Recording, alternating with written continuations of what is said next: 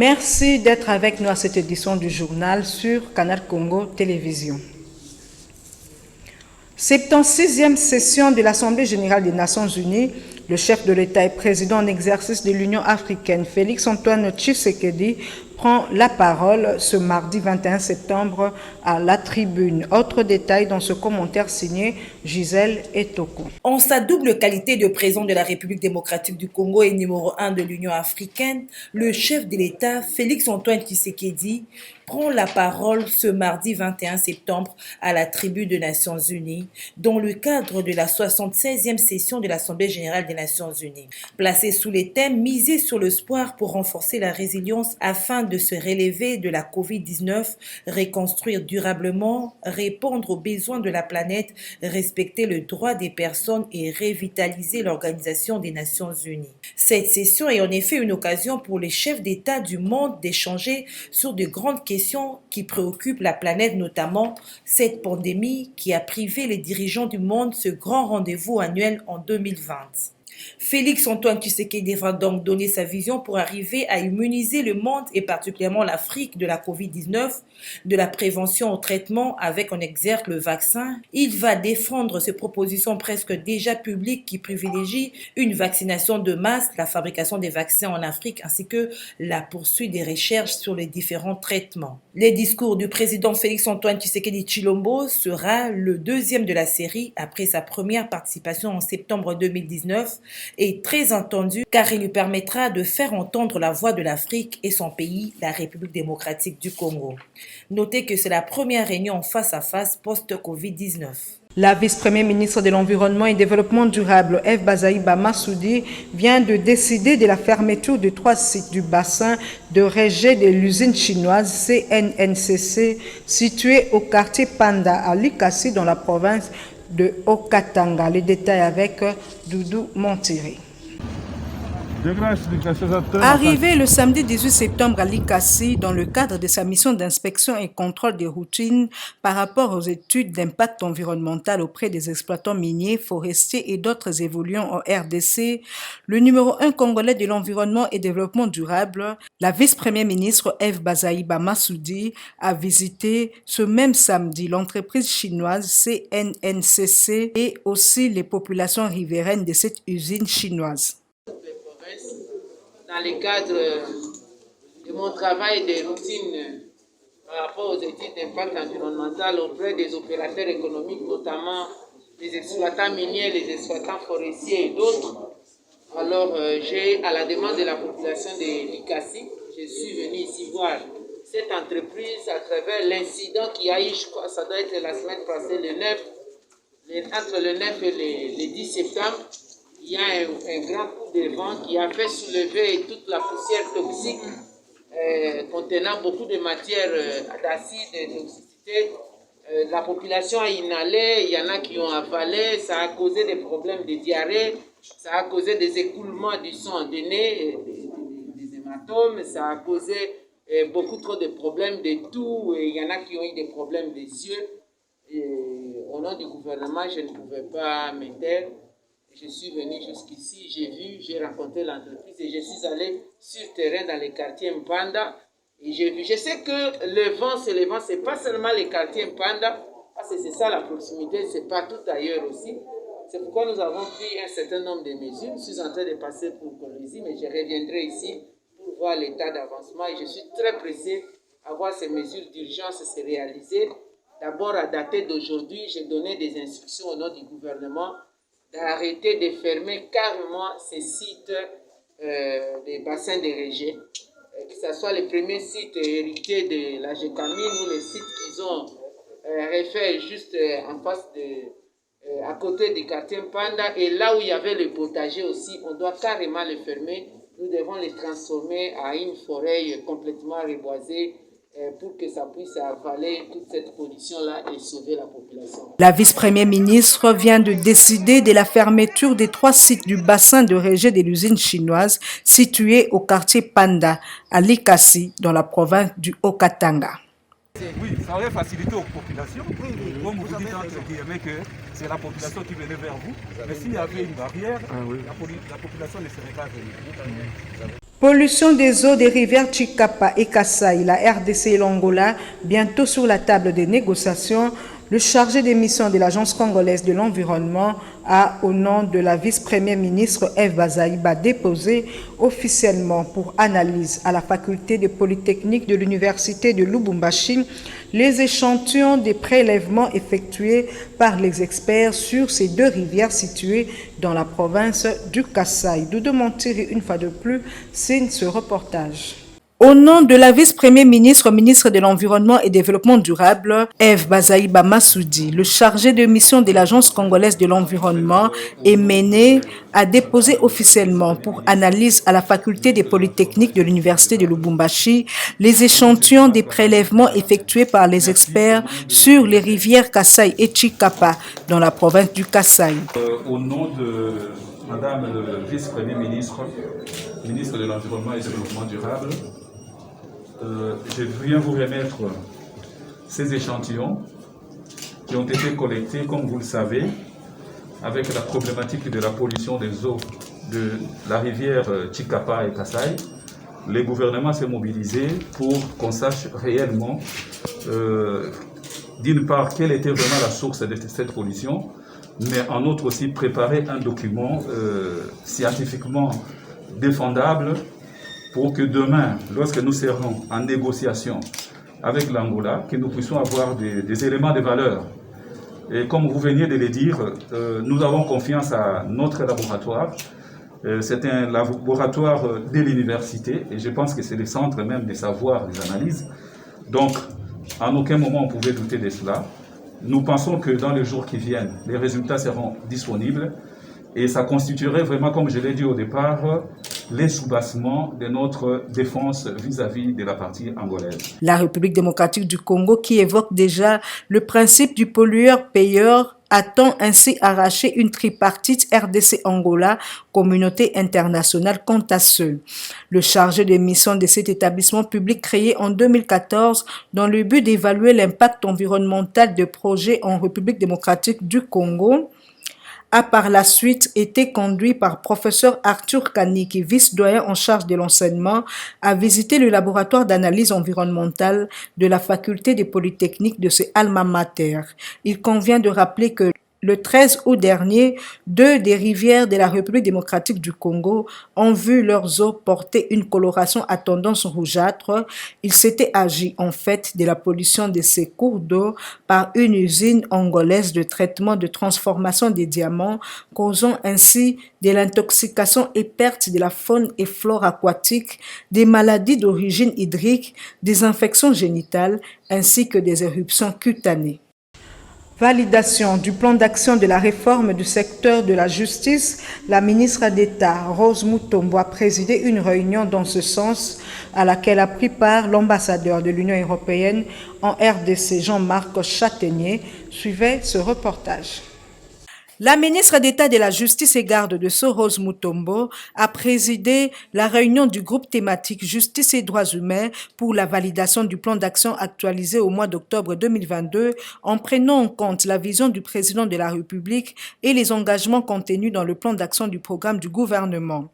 Selon l'ambassadeur de l'Union européenne en RDC, Jean-Marc Châtaignier, sur base de la politique nationale de la réforme de la justice et dans son premier plan d'action triennal, que l'occasion leur a été donnée de mener à bien durant ce premier cycle et valider le second plan prioritaire pour la période 2021-2023. Les acteurs de la justice peuvent renforcer leurs liens avec les autres acteurs de réforme au service de la sécurité nationale, la police, l'armée et les autres administrations régaliennes comme le ministère des Finances, la douane, avec tous les acteurs qui peuvent avoir un impact sur la mise en œuvre de cette politique. L'Union européenne s'est engagée auprès des autorités congolaises à accompagner la réforme du secteur de la sécurité et de la justice en particulier depuis de nombreuses années. Selon Jean-Marc Châtaignier, La justice est au cœur, le fondement, le centre, le nœud gordien du contrat social. Seule une justice impartiale et accessible à tous et à toutes peut susciter la confiance des gouvernés envers les gouvernants et garantir la sécurité juridique nécessaire à l'épanouissement des peuples et à l'augmentation des investissements dans le secteur privé et notamment des étrangers. Il nous faut faire cesser le cycle de l'engorgement des prisons qui a des conséquences désastreuses pour les hommes, les femmes et les familles, a martelé Jean-Marc Chataignier. Le but de tout cela est de restaurer la confiance des citoyens dans l'appareil judiciaire et au-delà dans les institutions congolaises. Il est essentiel que la lutte contre l'impunité et contre les violations des droits de l'homme progresse. Les hommes et les femmes souffrent de la guerre, des exactions des groupes armés dans l'est de la RDC. Or, aucune paix durable ne peut se construire sans justice ni reconnaissance des violations monstrueuses. Parfois, ce sont des crimes contre les droits de l'homme et les crimes contre l'humanité. Autre chose, 3,3 milliards de dollars de réserve de change a été réalisé par le gouvernement Samalou Kondé. La gouverneure de la Banque centrale du Congo l'a annoncé au cours du Conseil des ministres tenu le 17 septembre 2021. Joint au téléphone par votre rédaction, le PCA de l'Observatoire de dépenses publiques ODEP reste perplexe quant à la communication de la gouverneure de la BCC à l'origine de ces fonds. Il est joint au téléphone par Dadi Louindama. D'abord, mon cher ami, je dois te dire que la directrice de la Banque centrale, la gouverneure, elle a péché par le manque de transparence dans la communication qu'elle a faite. Elle l'a faite au Conseil des ministres, mais ensuite, ça n'a pas été suivi d'explications pour la population. 3 milliards 300 millions. Il n'y a pas longtemps, nous étions à 500 millions et nous déplorions tout ça. Qu'on arrive à 3 milliards 300 millions, nous ne pouvons que dire c'est bien. Maintenant, le problème est de savoir, c'est venu d'où? C'est venu d'où? Quand nous regardons, parce que la question que vous posez est intéressante de dire quel impact dans le quotidien de la population. Pour que ce type de réserve ait un impact, il faut voir l'origine. Si ce sont des réserves qui sont venues parce qu'on a boosté l'économie nationale et que grâce à cela, on a fait un bond en avant dans le domaine des exportations, c'est-à-dire là, il faut examiner notre balance commerciale. Et en ce moment-là, ça veut dire quoi? Ça veut dire que le Congo a doublé ou triplé sa production agricole à l'exportation, qu'il a doublé ou triplé sa production industrielle, qu'il a exporté beaucoup du côté exploitation minière, etc.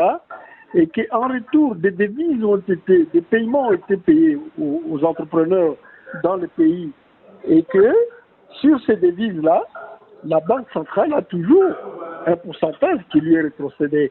Et que donc, à partir de ce moment-là, suite à cet grand effort de production, donc la Banque centrale a pu relever les niveaux de réserve de change. Bon, maintenant, on ne dit rien. Qu'est-ce qui se passe? C'est que les gens sont, et à ce moment-là, si ce sont des réserves qui sont venues sur base de ce schéma, oui, ça peut avoir un impact. Parce qu'il y a eu beaucoup de production, ça veut dire qu'on a employé beaucoup de gens, il y a beaucoup d'emplois créés, il y a une richesse nationale qui est créée, le produit intérieur brut est monté d'une manière spectaculaire, ainsi de suite. Mais on nous dit tout d'un coup seulement que non, on est passé de 500 millions à 300 millions, c'est venu d'où? Maintenant, ça oblige les gens à faire des spéculations. Nouvelle des partis politiques à présent. Le président interfédéral du mouvement de libération du Congo-Kinshasa, le sénateur Valentin Guérengo, a procédé le week-end dernier à l'inauguration officielle du nouveau bureau MLC Tchangou 2 dans la commune de Maluku. Autre détail avec Maxime Makabou et Georges Libengue.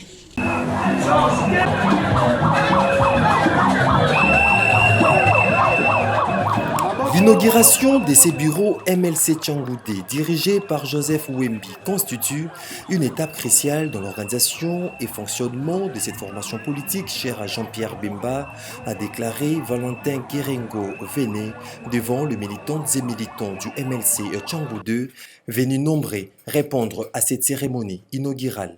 Valentin Guérengo de préciser que ce bureau sera un moyen de renforcer la qualité des sensibilisations et recrutement de membres. Je suis là effectivement pour couper le ruban symbolique qui symbolise effectivement l'inauguration du siège du MLC Tchangoudé. C'est aussi dans le cadre de confirmer la matérialisation de l'exécution du mot de président national qui a demandé à ce que le MLC soit visible partout. Mais pour que le MLC soit visible partout, il faut qu'il ait un siège, il faut qu'il ait une adresse. Désormais, à Maluku, nous avons une adresse. Cette adresse-là est pour le MLC, où vous avez le comité fédéral, où vous avez la Ligue des jeunes, vous avez la Ligue des femmes et vous avez les associations. Tous, nous formons un et désormais, chaque cadre ou membre du parti qui voudra avoir une information sur le parti passera par ici. Nous sommes donc heureux que le mot d'ordre président national puisse être respecté et exécuté. Donc c'est fait, ça doit être considéré comme courroie de transmission. Les informations partent d'en bas en passant par la fédération pour remonter. De la même manière, l'information vient d'en haut, passe par ici pour descendre à la base. Donc c'est comme courroie de transmission. Valentin Guérengo de préciser que ce bureau sera un moyen de renforcer la qualité des sensibilisations et recrutement des nouveaux membres. Nous demandons de mobiliser davantage, de conscientiser et de drainer le monde pour qu'il y ait un ancrage politique remarquable sur le terrain, afin qu'en 2023, nous ayons un grand nombre d'élus. Notez que ce nouveau bureau MLC Tchangoudé est situé en plein centre commercial de la commune de Maluku. La drogue artisanale, autrement appelée Bombé, a été au centre d'une journée de sensibilisation de la Ligue des jeunes du mouvement de libération du Congo au rond-point Ngaba. Le président national de cette ligue, Aldarish Luboya, a appelé les jeunes à ne plus consommer cette matière toxique qui n'est là que pour détruire la jeunesse. Reportage Georges Libengue, une fois de plus.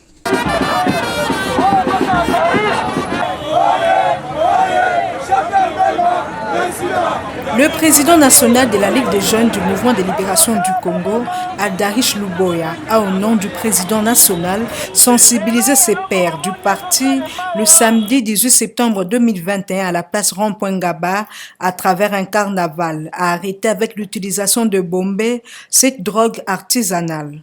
Celui-ci a martelé en les exhortant à ne plus en consommer car c'est fabriqué à base de matières toxiques qui peuvent causer des ennuis aux jeunes gens. Le jeune du mouvement de libération du Congo a lancé depuis le 30 dernier une campagne de sensibilisation contre la consommation de drogue. C'est là notamment avec l'ampleur qu'a prise la drogue Bombé que vous connaissez, et nous voulions en tout cas faire une sensibilisation contre la consommation de Bombé et contre la consommation des drogues en général. Parce que nous considérons que ces drogues ont un effet néfaste sur la santé et c'est essentiellement la jeunesse qui consomme ces drogues. Alors que la jeunesse fait partie de la génération qui est censée prendre la relève de ce pays, est censée être la génération qui va bâtir ce pays. Alors en toute responsabilité, la jeunesse du mouvement de libération du Congo devait contribuer impérativement à la sensibilisation des uns et des autres sur la lutte contre la consommation de ces drogues. Le même message a été soutenu par l'un des jeunes, membre de la Ligue des jeunes du MLC.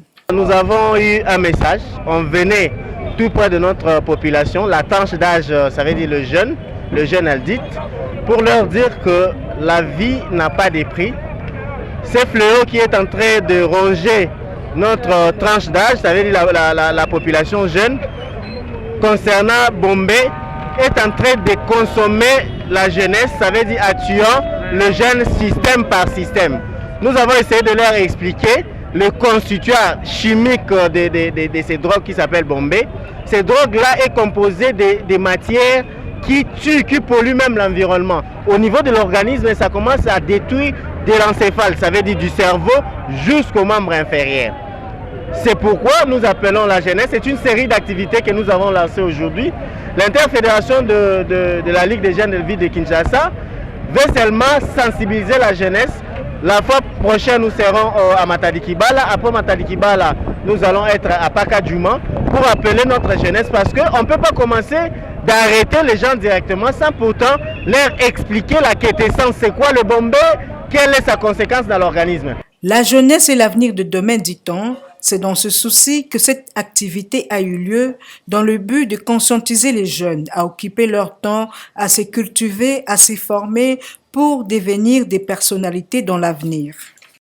Parlant de la sensibilisation des femmes de l'association Les Frères et Sœurs de Jean-Pierre Bemba sur l'autoprise en charge et l'apprentissage des petits métiers, l'œuvre est signée John Efambe, membre du bureau d'études du MLC. Il organisera une formation à ce sujet en date du 9 octobre prochain. John Efambe l'a fait savoir dimanche lors de la réunion de cette structure affiliée au MLC. Autre détail avec Pauline Boyo et Lola Kinyama. Autonomiser les femmes de la structure du MLC Frères et Sœurs de Jean-Pierre Bemba à travers la formation en métier qui leur permettra de renforcer leur capacité à générer des revenus. C'est à cet exercice que s'attelle John Efambe, membre du bureau d'études du MLC, qui compte organiser une série de formations dans ce sens à partir du 9 octobre prochain. Formation on est dans la série par série. Toko former ba maman na kati ya lingomba na biso, toko former ba maman ba oyo bazali pene place to fandi na bino pense. To mona ki ete ebongi to sala politique mais ebongi pe to la kisabino ndenge nini ya koloba mbisi. Yango wana tozwaki na solaki na ba bazalaki awa ndingisa ya kobanda ba formation première édition to banda na 100 mamans, 100 mamans, 100 mamans. Bayokola kosala ba gel hydroalcoolique, ba savon, à base il y a l'osso, ba jus et compagnie. Na solo la ki na asbel moko, oyo bazali ko lakisa ba mama ndenge nini ya kosala biloko wana bandimaki ko sala pe na biso ba former ba mama po ba koma na bilenge oyo ba kondima biso awa. Ezali esengoto esengote. Koyekola kosala eloko ezali important ekobikisa bino na bana okobika bokozanga mwa eloko te soki ozali formé. Alors ezali na optique wana nde nazwaki initiative ya kobanda série ya baformation. Nayebi ke bamama na ngai ya quartier Flore bazali awa nabosani bino te fo bozwa fiche na bino tokotala na deuxième édition. Bamama Ngalema na deuxième édition bokozwa. Maintenant lancement monene ezali le 9 octobre na Fatima. Tokosolo na po mokolo yango nde tomona bato bazali retenu 100 pour la première série. Et puis tobeteli bango maboko tozeli ntango bazali formé basilisi bazwi brevet na bango tokei na 100 mosusu ti tokomema na 1000 mamans formés bayekoli kosala eloko et puis totie bino na disposition ya mboka et puis tokokadre bongo ntina kokommercialize na kosala bacoopérative. Bato ya SPL wana balobi bakosimba bino bakokamba bino mpe bakokende na bino liboso bokoyekola kosala eloko ezali esengo te. Motif de satisfaction pour ces femmes qui disent non à la mendicité. En tout cas, makanisi apesi biso ta makanisi moko ya malamu. Asali biso ba mama toko bato na miso bato sala formation te ba misala. Na place to senga. Ke biso moko to sala to senga lelo pesa nga lobi pesa na bi okofinga nga. Aye apo alaxe to ba musala papa to sepeli makasa makanisi na ye. To soutenir na sima biso ba mama to na sima na ye. Ba besoin de lepo na ye nzamba pambola ye. Aba tu sele ya ninga koleka. Poto ko ba bato na miso ya batu. Ngana fela ndako yoso na bi formation na bi ko sa eloko boye e on a essayé pona ngai pona liboko na ngai pona foyer na ngai. C'était une occasion pour John Efambe d'appeler ces femmes membres de Frères et Sœurs de Jean-Pierre Bemba à soutenir la vision du président du mouvement de libération du Congo, aussi à se préparer pour la célébration de 23 ans de ce grand parti politique prévu le 30 septembre prochain. demandé de soutenir la vision du président national Jean-Pierre Bemba Gombo et nos ambitions politiques afin que nous arrivions à nos fins utiles. À ces sujets, quelques participants n'ont pas manqué des mots. Nous avons compris l'idéologie et la vision politique de M. Jean-Pierre Bemba, qui est le président national du MLC. Et après ça, nous avons eu à échanger avec lui sur beaucoup de choses, sur l'avenir politique de notre pays. Notamment, nous avons touché l'actualité politique, les guerres à l'Est et beaucoup d'autres choses.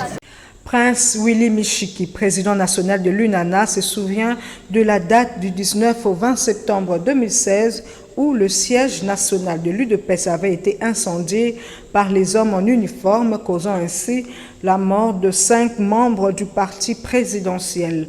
5 ans après, Willy Michiki exige la réparation des familles des victimes. Il est interrogé par Dadi Louindam.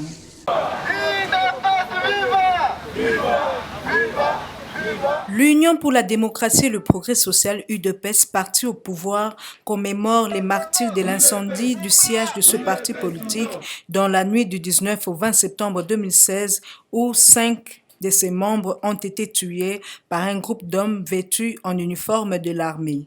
5 ans après, le président national de l'UNANA, Prince Willy Michiki, se souvient de cet acte horrible du régime Kabila. Journée normalement qui devrait être déclarée chômée et payée, puisque si nous parlons aujourd'hui de la démocratie, si aujourd'hui nous parlons des progrès que nous avons réalisés, c'est à cause de ces martyrs-là.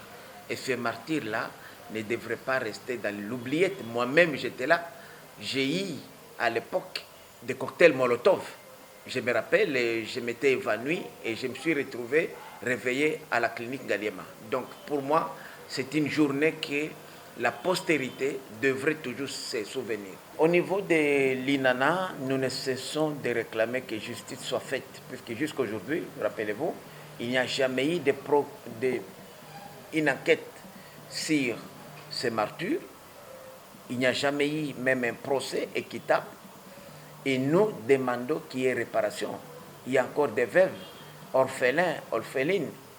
Il y a des veufs aujourd'hui qui sont là et qui n'attendent qu'une chose, la réparation. Et aujourd'hui, nous sommes au pouvoir, nous devons faire tout ce qui est possible pour que ne serait-ce que, même s'il n'y a pas un procès équitable, mais qu'il y ait aussi quand même réparation. Au sujet de la marche que devait organiser son parti politique ce mardi 21 septembre en vue de soutenir les institutions de la République, Prince Willy Michiki annule la dite marche, d'autant plus que leurs objectifs ont été atteints. Je confirme les reports de la marche, d'autant plus que les objectifs poursuivis le 15 septembre, notamment la tenue effective de la rentrée parlementaire, le soutien des Quinoises et Quinois aux institutions de la République, mais aussi à la loi organique, ces objectifs ont été atteints, puisque la MOUCA a brillamment connu un échec cuisant et nos 80 000 jeunes qui étaient mobilisés dans la ville de Kinshasa ont fait un travail extraordinaire. Nous nous sommes même retrouvés sur terrain plus nombreux que la police. Alors nous avons dit à quoi servirait encore aujourd'hui de tenir une autre marche, puisque les Quinoises et Quinois ont répondu présents à notre appel. Et c'est pourquoi nous estimons que si nous, demain, nous constatons qu'il y a un doute ou qu'il y a une menace à notre majorité, nous allons revenir à la rue. Donc pour l'instant, la marche prévue en date du 21 septembre 2021 est bel et bien reportée au calendrier grec. Une vive tension a eu lieu ce lundi 20 septembre dans l'avant-midi sur le site de l'Université libre de Kinshasa. À la base, la note circulaire du ministère de l'Enseignement supérieur universitaire rendue publique le week-end dernier par le ministre des tutelles Moïndo Nzangi. Une nouvelle très bouleversante pour plusieurs étudiants évoluant dans la filière de la médecine et surprenante pour nombreux chefs d'établissements d'enseignement supérieur et universitaire n'ayant pas bien digéré la nouvelle du fait que leur université n'étant pas été reprise sur la liste de 16 universités autorisées à organiser la faculté de médecine en RDC, Mécontents de la situation, les étudiants de l'ULK ont menacé d'incendier leur université si jamais la solution n'est trouvée. Nous y reviendrons. Et puis, cette mesure a été très appréciée par l'élite congolaise, entre autres, Maître Mvumbi Yannick, porte-parole du parti politique ARCN. Ces propos ont été recueillis par Émile Mouyaya et Héritier Toubilandu. Le ministre de l'Enseignement supérieur universitaire Moïse Nzangi avance sans désemparer concernant la mise en place de la réforme du système éducatif congolais. Après les états généraux tenus à Lubumbashi dans la province du Haut-Katanga il y a peu, la première décision consécutive à ces assises tombe. Il s'agit de la note circulaire du ministre rendue publique le week-end dernier, à travers laquelle seulement 16 universités sont autorisées d'organiser la faculté de médecine sur toute l'étendue de la RDC. Une décision très appréciée par Maître Mvumbi Yannick, qui salue la démarche du ministre de tutelle, d'autant plus qu'elle contribue à l'assainissement et l'amélioration de la qualité de l'enseignement. Le ministre n'a pas inventé, c'est effectivement les constats du Conseil national de l'ordre des médecins. Et c'est une bonne décision, moi je les salue. Ce sont des gens, probablement ils n'ont pas lu. Il y a eu des critères. Par exemple, pour le premier cycle, il faut avoir 3 professeurs qui résident dans les milieux universitaires. Ça, c'est le premier critère. Deuxième critère, il faut avoir ne serait-ce un laboratoire. Ce sont des critères. Et troisième critère, dans le milieu universitaire, il doit y avoir un hôpital. Comment on dit qu'il n'y a pas de critères? Ce sont des gens qui n'ont pas lu. Et c'est regrettable. Les gens veulent politiser cette décision du ministère. Non, non. Et il faut rappeler déjà d'entrée de jeu ici. On a laissé un moratoire de 3 ans pour toutes ces facultés. Toutes ces universités qui organisent la faculté de médecine. On a laissé 3 ans. C'est un moratoire. On vous dit, votre université n'est pas viable, la faculté de médecine n'est pas viable, mais on vous laisse 3 ans, organisez-vous. Organisez-vous pour rendre cette faculté viable. Chose qui n'a pas été faite. Qu'est-ce que les ministres devaient faire? Je crois que dans ces pays, il faut arrêter de politiser. Ça, ce sont des grandes décisions et un homme d'État n'agit pas sous état d'âme. Il agit en conséquence des causes. Et ça, c'est une décision que nous devons saluer. Nous, les Congolais, nous devons les saluer. Ce n'est pas union sacrée, opposition. Non, nous devons les saluer. Ça va de l'intérêt de nos enfants, de nos étudiants, de nos jeunes, de nos frères.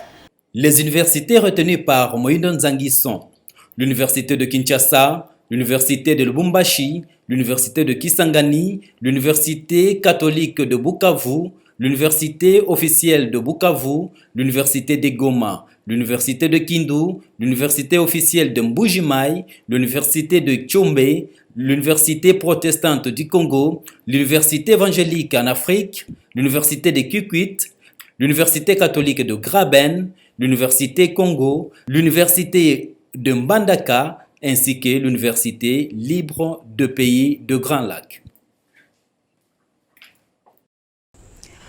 L'université de Kinshasa a un nouveau recteur. Il s'agit du professeur Jean-Marie Kaembentumba de la faculté de médecine. C'est ce qui ressort de l'arrêté portant nomination du comité de gestion de l'UNUKIN, arrêté pris par le ministre de l'ESU Moïse Nzangi.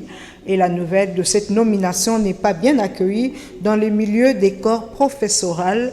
Certains professeurs pensent que le ministre Moïse Nzangi devait plutôt passer par l'élection que la nomination, conformément aux textes qui régissent le secteur de l'enseignement supérieur et universitaire. Fin de cette édition du journal sur Canal Congo Télévision. Merci à tous qui l'avaient suivi. Au revoir et à la prochaine.